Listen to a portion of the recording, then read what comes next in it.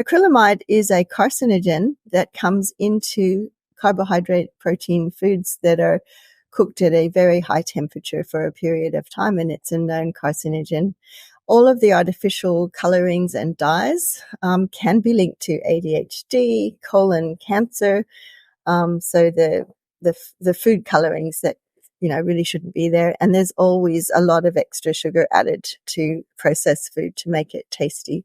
So we've got to ask that question: what is a science diet? What is the science behind that? As well as having some of the toxins in there.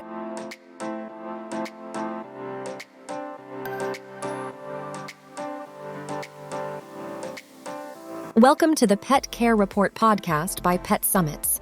Here's your natural dog healthcare host, Alora McKinley. Well, g'day guys. Welcome back to another episode. Today, I'm excited to bring to you a wonderful discussion with Dr. Elaine Cebuliak, owner and director of Animal Wellness in Brisbane, Australia, and a pioneer in holistic veterinary practice with a focus on advanced dentistry and musculoskeletal therapies. Her expertise in acupuncture and dentistry has gained international recognition. Elaine is also a dedicated humanitarian, contributing significantly to Vets Beyond Borders in Bali, the Cook Islands, and India. Her professional roles have included president of the Central Queensland AVA, the Holistic Vet Group, and editor of the AVDS, the Australian Veterinary Dental Society. Join us in learning from her vast experience and compassionate approach to animal health. Thank you so much for joining me today, Dr. Elaine. Thanks for inviting me, Laura. Nice to get to meet a fellow dog enthusiast. So yes, and it's so nice to have another Aussie on the episode. I must go and find some of your episodes and listen to them. So this was a new thing that just came up and I got invited to. So that's nice. So let's have a chat. So I'll take it away. Yes, we thought your nutritional approach to caring dogs would be really interesting. So do you want to share some of your knowledge into that? Okay, so I think you can see my slides. So we'll just start moving through them. So as we all have some idea that, things that we should be eating can either be healthful or not healthful. And we are seeing a huge epidemic of cancer. I see probably 2-3 cases of cancer almost every day. And some of that is in humans. And I get contacted by messenger and messages on my phone, so-and-so's got cancer. Can you help it? What would you recommend? So that's what we're doing nowadays. And a lot of my time is spent flipping off emails and standard protocols that we found useful and things to do. And so what we know is inflammation drives cancer, and there are certain toxins and poisons in the environment and things that we put on our skin. Skin is actually a carrier, not a barrier. So be careful what you put on there. And too much sugar is a problem, and you've got to be a good balanced diet for your dogs and your humans. So with regards to diet, what we find is the biggest sickness in both animals and humans, of course, is that we're overfed and undernourished. So we tend to be trace mineral deficient and too many calories, and there's too many toxins coming into our bodies. And that would be the flea control products, as well as the plastics that are the packaging in the food, and then the acrylamide from cooking the carbohydrates at a high temperature to make a kibble. Those are the big ones. So if we were to label what's in food, for instance, and as I go grocery shopping, I tell my clients to use the outside aisles of the supermarket and avoid all the inside aisles. So all the packaging and all the processed food is a problem. And if we were to actually label them properly, we would see things like acrylamide chips.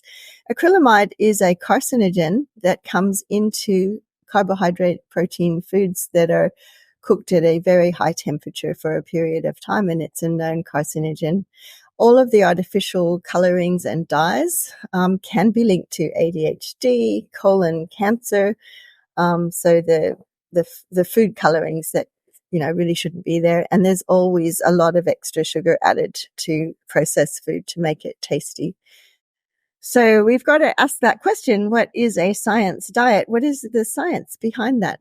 As well as having some of the toxins in there, when they are heat treating food, they're often a bit deficient in certain vitamins. For instance, if you look at this slide, you'll see that where the creases are in the ankles on the left side and around the neck, this is a classic area of a B3 deficiency or a niacin deficiency. We were just mentioning that diet is super important, and you do have to have the adequate B vitamins, which are destroyed by heat treating, and also they are a problem when you're using soy and maize, because they combine and make those things unavailable to be absorbed through the gut. And when you read the kibble package, the vast majority is made up of a carbohydrate, heat treated, so there'll be acrylamide in there. And if you read the first 4 ingredients, it's often wheat, gluten, maize, or corn. Maize is corn, more or less. And so they will cause a B3 deficiency. And a lot of the little dogs you'll see that have atopy or allergies will have redness at the joint areas, usually under their arms. They can be quite itchy because the skin is not a normal condition. So that's what this slide is showing. So moving on, often you'll find that vets are trained through their course in nutrition with the micro and the macro elements of nutrition. And those lectures are often taught by the big companies that will, some of that knowledge is correct in that you do need micro and macros to understand nutrition. But so this is kind of a bit of a joke slide, and it's a mother going to the pediatrician, and the doctor pretends to say, be sure to feed your child exclusively this scientifically complete balanced food every meal for its whole life. And the mother is holding the baby and saying, is he nuts? No way am I not going to give my child a variety of fresh foods. And then later Mrs. Jones goes with her dog to the vet, and the vet says, be sure to feed your pet exclusively the scientifically complete balanced food every meal for its whole life. And then, this is basically a lie. The owner of the dog says, isn't science wonderful? Such a relief to know I just have to feed this one food and my pet will be very healthy. So, this is about the truth about pet foods. We have to understand that fresh food is better in all cases, and to try and limit the amount of toxins that are in there. And what are some of the toxins? The big thing that I feel has been creeping into our pet's body is glyphosate. So this is also a problem for the gut biome in humans. Glyphosate is Roundup, it's weed killer, and a lot of the wheat crops in Australia and America are actually sprayed with this ripening agent, they call it. It's actually killing the plant. So when the wheat grain is ripe, it turns yellow, and then it's ground into the wheat product and making our bread. And it's also the gluten that is added to the pet food to hold the kibble grain together. Originally, glyphosate was registered as an antibiotic, which means that it kills bacteria and it also kills that part of the plant. It's a weed killer. So it was thought, this is kind of cane toad science, that because humans don't use the shikimate pathway, but the bacteria and the plants do, then it's got to be 100% safe for the mammals and the humans to eat it. It shouldn't cause a problem. However, we are 90% by number bacteria on our skin and in our gut, only 10% human. So only 10% human cells, mostly bacteria cells in our gut and in our skin. Same with mammals. So we are a biome. We are actually like a living city of bugs that interact with our life. And the bugs in our gut make our vitamin K, make our serotonin, our feel-good hormones, our vitamin Bs. Like these are things where the food that you eat are broken down in your gut, and then your gut bugs turn them into good things, including vitamins for you. So this was a problem and is a problem and is an ongoing problem. There are lawsuits now because there are people that have gotten lymphoma, and that's one of the biggest cancers that we see here as well, which are the enlarged lymph nodes all over the dog that kills the dog within usually 6 months or less. And we think that glyphosate may in fact be the problem. And when you go shopping at Bunnings, the hardware store, there's a whole aisle of glyphosate and weed killer. And when you go to the gardens and parks, you'll see someone with a backpack spraying around the circular pathway around the trees to stop the weeds going up the trees. That's glyphosate Roundup. So don't let your dog walk through that, and don't use it in your own garden. Do you know that things like dandelion and milk thistle weeds will grow in your garden, and just let them grow? You can actually use those if you're not putting poisons in your yard as a herbal medicine. So just be careful what's going in your food, and you'll see things that are generally recognized as safe. That's called GRAS, and they're added to food, and they're stabilizers, texturizers, thickeners, etc. And all of this can cause problems. Right, so we go, what's for dinner? And you think fish is good, so I'll microwave that in a polycarbonate bisphenol A. So bisphenol A is a plasticizer. It's in most of our, even coffee cups. If you go and get takeaway coffee, the lining is actually a BPA. It's also in other plastics. It's also in margarine. So these are things that you really don't want to be eating. There's also coal tar dyes, which are known carcinogens, and these are all the red, yellow, and green dyes. Tartrazine is a known carcinogen. And then for humans, they're often putting aspartame in, for things go better with that particular brown colored drink that many people drink. And people are taking out the sugar, and there's actually about 8 to 10 teaspoons of sugar in most soft drinks that you're drinking.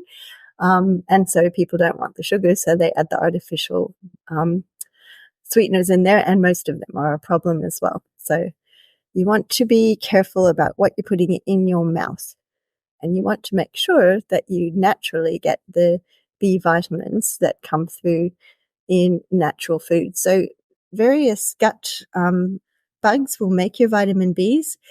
You can also get these from kefir and some of the yogurts, and fermented foods basically make these things. Yeast extracts can do that. So this is a picture of my own Kelpie that ate the 2-minute noodles that I made a quick soup out of, and within half an hour's time, 4 little eyes did that. So this is also called Chinese restaurant syndrome, where the MSG can cause this inflammation. So remember, inflammation will drive cancer, so you don't want inflammation. You want to make sure that you're eating fresh foods as much as possible. There was an experiment done by Francis Pottinger that was looking at feeding a large colony of cats for several years, about 10 years, and he found that when he was feeding them raw meat and raw milk, they all did very well. And when he cooked the meat and fed them that, they became taurine deficient, and some of them went blind, and the fertility went right down. So this is, quite helpful to know that eating raw and fresh is very useful. So what can we do to help our bodies? Herbs as food and medicine is really the way that we need to be looking at this. Plants have multiple trace minerals and enzymes, particularly if they're grown on a nice soil, and you'll get a synergistic action by having different types of vegetables in your diet. So we'll go into a bit more. There's a great article by John Bowick. It was his PhD, and this was out about 20 years ago when I first read it, and it was Natural Compounds for Treating Cancer. You can download the book here. So if you Google John Bowick, Boik, and his PhD project, it'll probably come up. And he had it freely available, downloadable, and if you felt that it was useful, you could donate some money to him. And you can also buy the book, I think, maybe on Amazon. So understanding the stages of cancer growth helps you understand how various plants and food substances can attack the different stages of cancer growth. So this is isolated into 7 stages: induction of genetic instability, the abnormal expression of genes, the abnormal signal transduction, that's decreased apoptosis. So apoptosis is natural cell death. So your cells have a lifespan of about 7 years, and then you have like a complete body as you grow. So old cells die, new cells take over, and this is a normal process. But you've got to have the right ingredients for your new cells to grow. And so cancer grows from an abnormal cell-to-cell communication. One cell will talk to the other cell and say, oh, you're growing too big, just stop growing. But if you have abnormal cell-to-cell communication, it will continue to grow. And it will also induce angiogenesis. That's this new capillaries and new blood vessels coming in to help the cancer cells grow bigger and faster. And then they can invade and they can break off and metastasize. Metastatic spread is a new cancer sort of growing off like a weed and growing someplace else. And other stages of cancer growth is immune evasion. So normally your immune cells will recognize that a cancer cell isn't supposed to be there. And it's said that everybody produces about 4 cancer cells every day, and a normal immune system will find them and will make them stop growing. So you want to look at the different things in food that will help fight all of those stages, and there's 7 clusters of pro-cancer events. And one single compound, like one chemo drug, may only target 1 or 2 of those stages. But if you use multiple natural compounds redundantly, then you'll target many more of those stages. So that's what we try to do with cooking and using herbal medicine. It's a synergy. So I will use a fair bit of Essiac. Essiac is 4 major herbs, and people will come up and say, what's, new graduate vets or doctors, what's the active ingredient?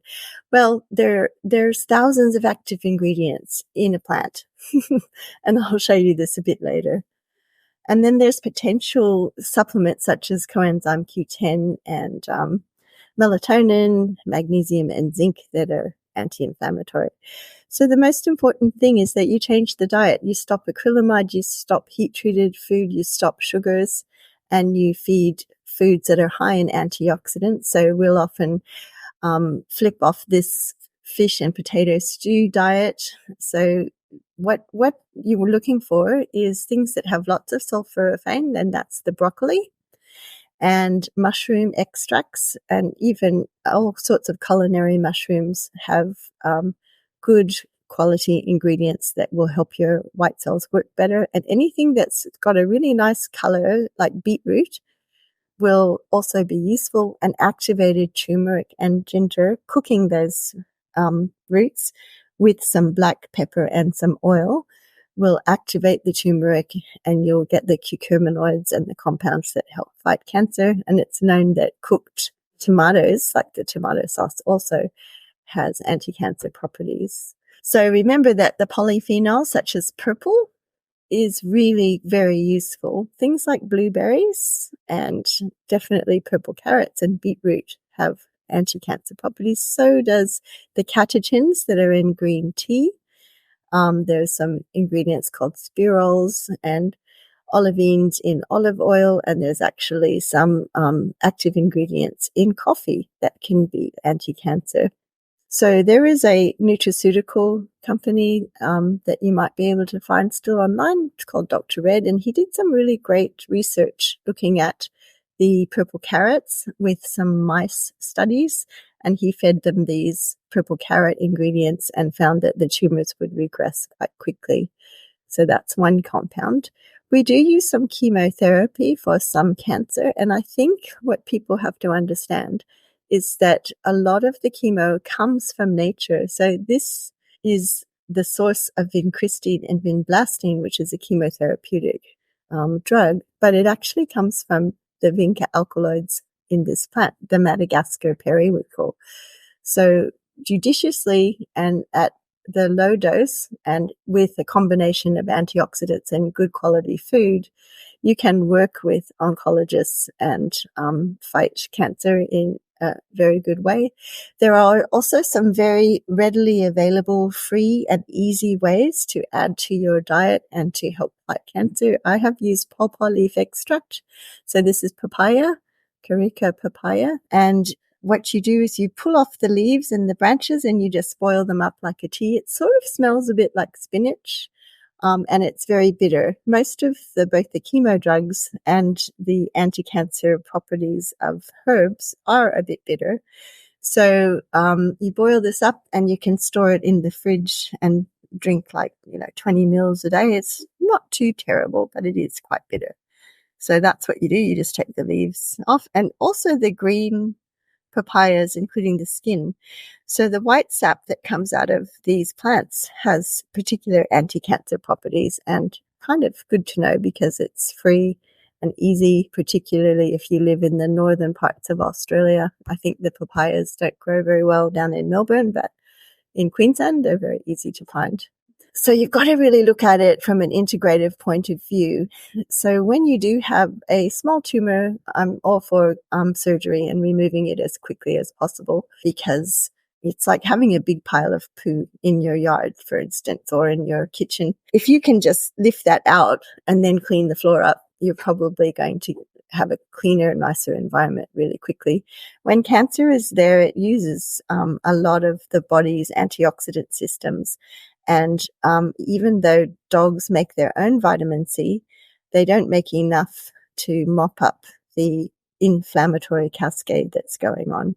And humans, for sure, humans, guinea pigs, and primates, they don't make their own vitamin C. They need to be eating it regularly. So people that I've known that have had chemo, often you'll have to have a little fight with the oncology team because they're like, don't use any antioxidants. Well, the body needs vitamin C, and the humans that are actually aware of this, that go and have intravenous vitamin C in between their chemo, they do much, much, much better than those that are denied vitamin C. You will have scurvy as a human if you don't have daily vitamin C. You know, your teeth will get loose and fall out. You'll have bleeding gums. Your blood vessels will fall apart. So it's really important that you have this discussion with an integrative doctor to look after yourself. And a lot of oncologists just really don't pay attention to this. So there's a few other intralesional things that you can use now that has come from, for instance, a Queensland fruit. They call it EBC46. I think it's called a blushwood fruit, kind of like a plum. And they've done an extract from this fruit, and it can be injected directly into some tumors. Now, black salve is actually a bit illegal. However, there is a product that horse vets are using called Xterra, which is actually the same as black salve. It's got the sanguinarine from there. Humans and dogs can have extract of spurge directly onto skin lesions, but they must not ingest it. So petty spurge is a known treatment for early stage of squamous cell carcinoma and basal cell carcinomas. Back in the day when Joe Bejelke Peterson was one of our leaders in Queensland, there was a biochemist called Bill Cham, and he produced a product called Curaderm. And Curaderm is also 100% effective for early stage BCCs and SCCs. Bill Cham has retired to Vanuatu. So it used to be available at all chemists for about $30 for a tube. This is about 40 years ago. But you can still buy it from Vanuatu. It's around $300. You can Google that and get that. So it does work. Again, this was an extract from an eggplant and a devil's apple. And the reason Bill Cham found out about this was because out at Woodford, there were cows, Hereford cows. They have the white face and the pink eyes, and they would get squamous cell carcinoma around their eyes. And he saw the cattle would rub their faces against the sap of the devil's apple, and they would be cured of their squamous cell where this devil's apple got onto it. And so he studied the actual ingredient from the devil's apple and found that it was a salacidine, which is also in eggplant. And there's some in tomatoes as well. And he made a cream, and it was very successful. So you can also get that. There is a chemist in Sydney that we use that has a similar salacidine product that we will use directly onto squamous cells. So I'm treating a dog right now whose whole belly was full of squamous cell carcinoma, and I've made a combination. I had to cut most of it out with surgery, but we couldn't get margins, so we're using a topical that I'm making up with that. So the nutritional modalities that you've got to add if you want to research Joanna Budwick and also the Gerson diet. We use a combination of those sorts of principles. Joanna Budwick was a German doctor, and she found that by mixing the white cheese with omega-3, she used linseed or flaxseed oil and 50-50%. And then you add a big tablespoon of that to your salads and your food. It actually makes the cell membrane of your cancer cells and all cells more pliable for the antioxidants and the good quality things that come out of the food that you're eating to get in and help fight the cancer. So there's a picture of the devil's apple and bilcham and curadow and the alkaloids for treating BCC and SCC. And Cliff Winkleman taught me all of this because he was friends with bilcham, and he was the original essential oil person for the Young Living essential oils in Australia. So he taught me quite a lot, and I learned a fair bit also from Dr. Melissa Shelton, who was with Young Living Essential Oils and then went off on her own and made an essential oil company called Animalio.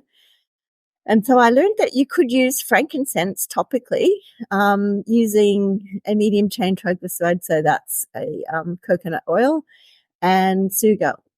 Both of those can be added topically. So I add it to my healing herbs that we make up. Curcumin in turmeric has some great data on it and should be part of the diet, which is why probably the Indian curry eating people have less forms of cancer.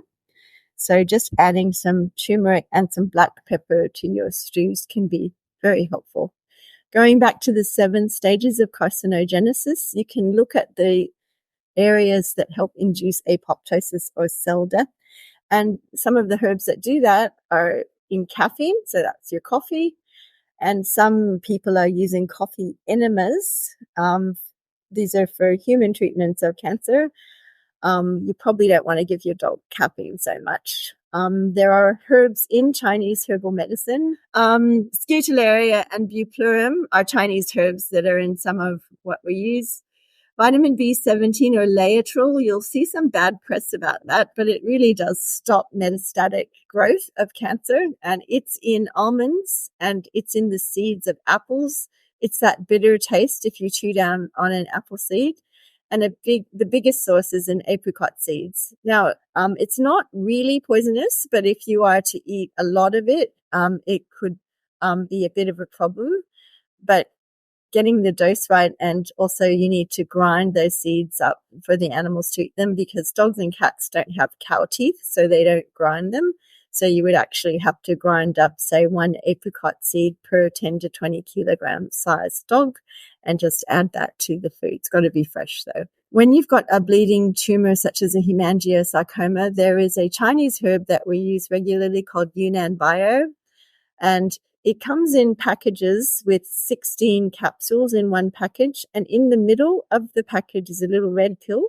That is aconite, and that's your immediate, if you're bleeding now, take that little thing. So don't throw that little red pill away if you're using it for hemangiosarcoma or bleeding tumors. So to help your immune system work better, these are the herbs that we use. Astragalus, mushroom extracts, so that's reishi, shiitake, and most of those Chinese mushrooms. Any edible culinary mushrooms are safe for dogs. Aloe from the aloe vera plant, so the inside gel part, not the outside green part. The outside green part causes diarrhea. Echinacea is a well-known herb that's actually quite good for the immune system. And then Essiac, we'll talk about that a bit more. And then a Hoxie formula. Both Essiac and Hoxie have some similar herbs in them, such as burdock and sheep's oil. And then cat's claw also does help. So cytotoxic, we already talked about the vincristine, but the limonene is in essential oils. All of the essential oils that smell like citrus have limonene in them. The frankincense and sugar are also essential oils. These are known cytotoxics. And so this is a bit of a messy slide that explains how vitamin B17 from apricot seeds work and is not a toxin. It actually breaks up in the liver to glucose and some benzaldehyde, and it's called L-mannitol beta glucoside, and that's the long name for B17. but it actually gets into the cancer cells and it breaks down into a thiocyanate, which does kill the cancer cell, because cancer cells use sugar as their metabolic pathway and the other cells don't necessarily use sugar. And so when it breaks it down with the glucosidase, it turns into that cyanide poison, which kills the cancer cells. Vitamin C, particularly in high doses given intravenously, is a lifesaver, particularly for humans that otherwise get scurvy when they're having chemotherapy. And if you want to Google Riordan protocol, we're using something like 0.1 to 1 gram per kilogram intravenous vitamin slowly. Your doctors will like a test for your particular genetics, because there is some people that have a small problem with that high dose of vitamin C. It's pretty rare though, but this will be why some doctors are not up to date on using a Riordan protocol to help their patients with vitamin C. So we find the dogs that normally do make their own vitamin C are deficient when they've got a lot of inflammation going on. The vitamin C is your anti-inflammatory action. And so it really does help as a non-poisonous chemotherapeutic agent. It actually does shrink cancer cells quite quickly. So if they've got an active lesion and you give them IV vitamin C, it can be a very good thing to add to how you're treating them. And it also helps treat the cancer-associated sepsis. So when you've got cancer growing, the middle part of the cancer outstrips the blood supply and you get dead cells. And it's kind of the dead cells that sometimes kill your kidneys and actually kill the patient. So you've got to kill the cancer nicely and you've got to be able to mop it up, which is why, if it's a surgical intervention, that's one quick step of getting rid of some of that nasty dead stuff. So not against surgery, but it's got to be, proper surgery and able to get it. So in summary, we find that the inflammation is what really drives a lot of disease. Glyphosate is a microbiome disruptor, and it also decreases vitamin K's and B's because originally it was classified as an antibiotic, so it kills your gut bugs, and then it causes some problems. So Dr. Seneff, if you want to research about glyphosate, she's a PhD doc in MIT, and she's written a lot of papers on glyphosate and also the deficiency in sulfates, which is probably why sulforaphane in the brassica family, which is broccoli and Brussels sprouts, help fight cancer. You need those sulfur compounds to help your body fight cancer, and that's in the food therapy. So sugar is evil. You want to control the inflammation and you want to help your mitochondria. So Otto Warburg is the theory of cancer driving the insult to your mitochondria. So they call that the Warburg effect in oncology now, that the cells grow by glucose fermentation. So the sugar drives the cancer, which is why fasting and a no sugar, no carb sort of diet helps, and why increasing the fats and the proteins and the brassica family will help the body in all the dogs and the cats and the humans to fight cancer. So you can look up Joanna Budworth. Quark is a type of a white cheese, or you could use cottage cheese. You can buy quark, in the delicatessen areas, in the major supermarkets as well. And you can buy an organic linseed or flax oil, which is a really good quality omega-3 oil. We use that in our cancer diets for dogs. And in cats, we tend to go with a bit of a fish oil instead of the flax oil.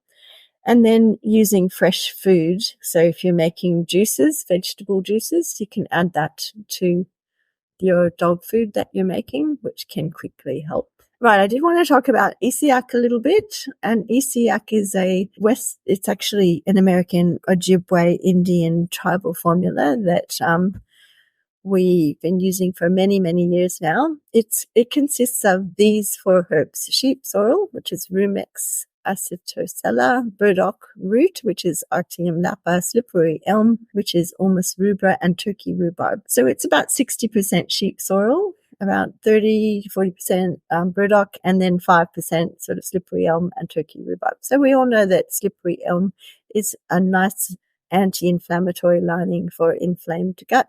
Turkey rhubarb actually helps digestion, and if you're constipated, for instance, and you eat some rhubarb, it helps move things through. But Essiac is named after this person who was Nurse Reen Case, and so she called it Essiac, which is actually her name spelt backwards. And she worked in a hospital from 1922 to 1978.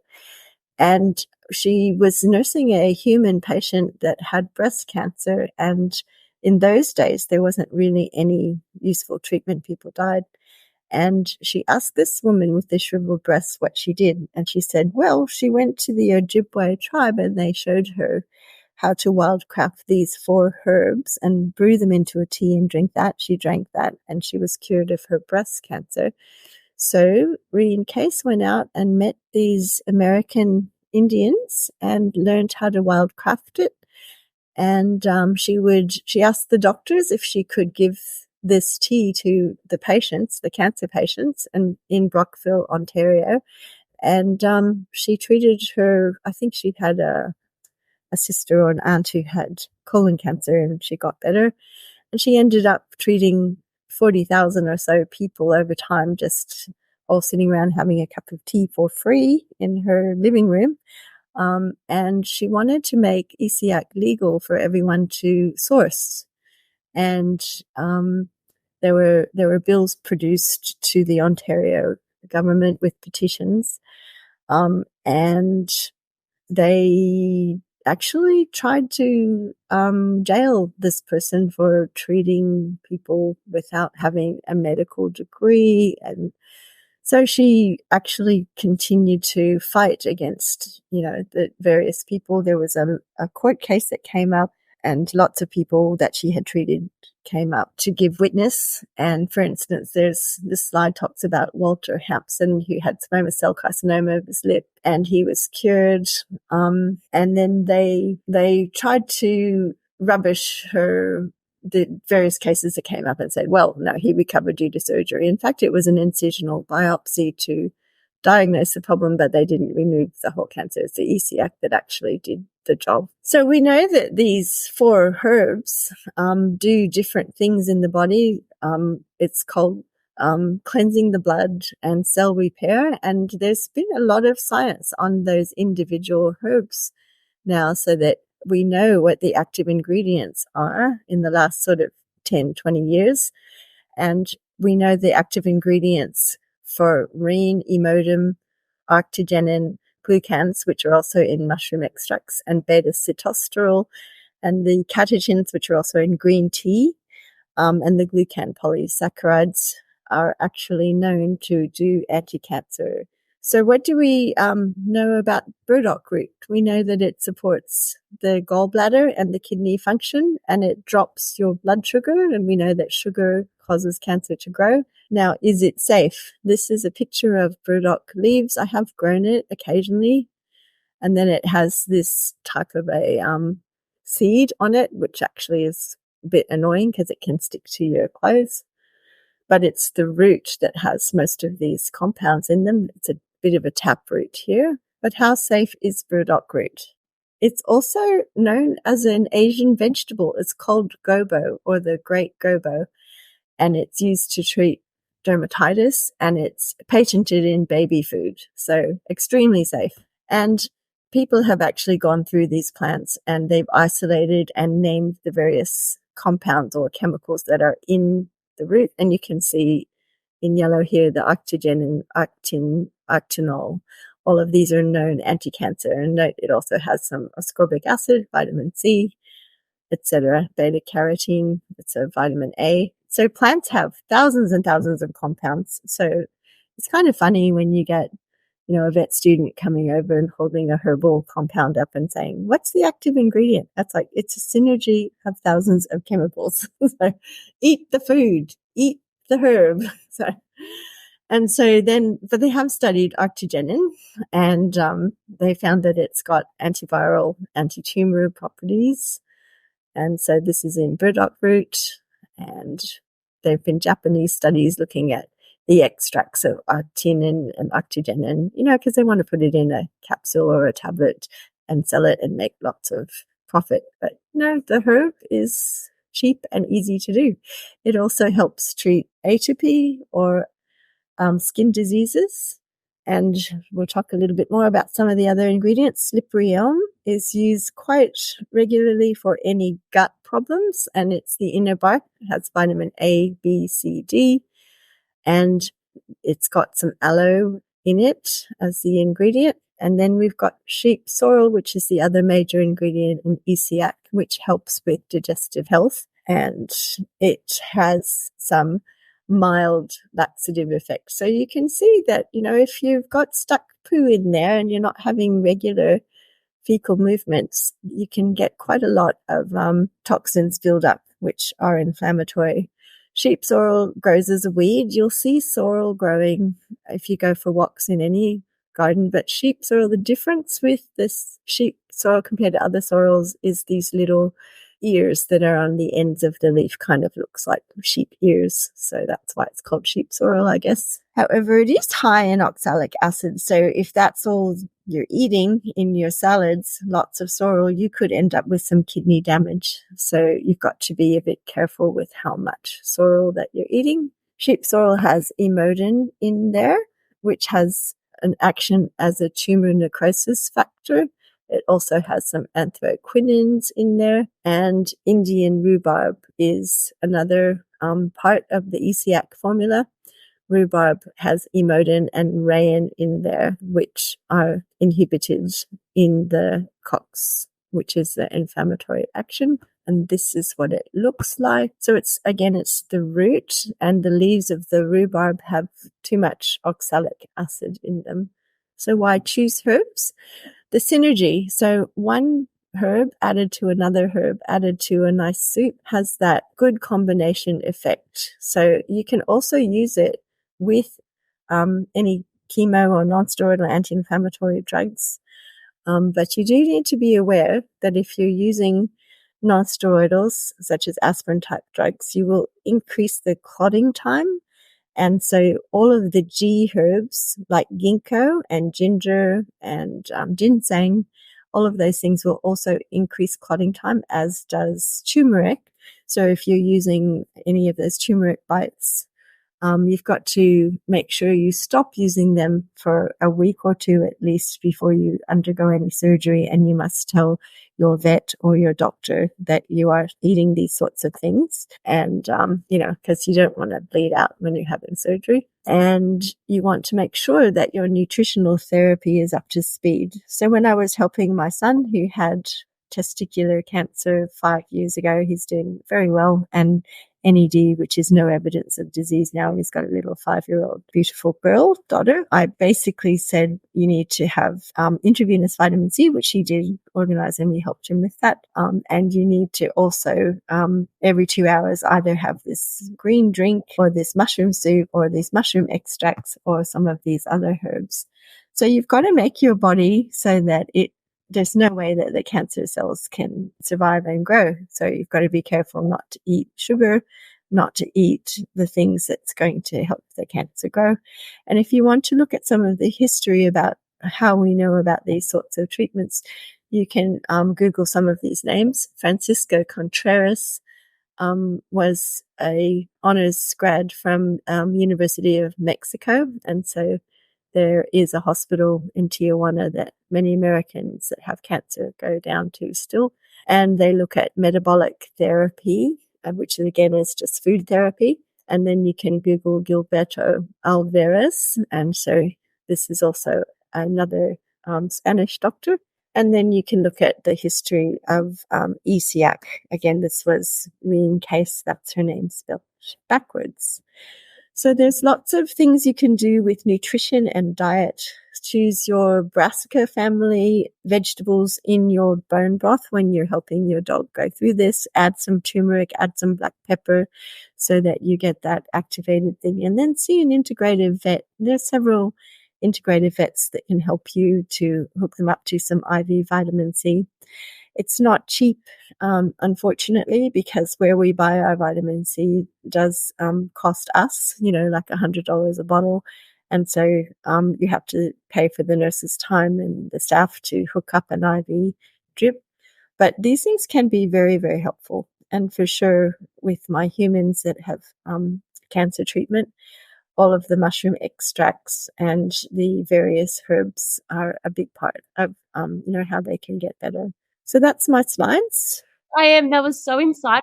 I love that you summed it up at the end. You really gave some great dot points.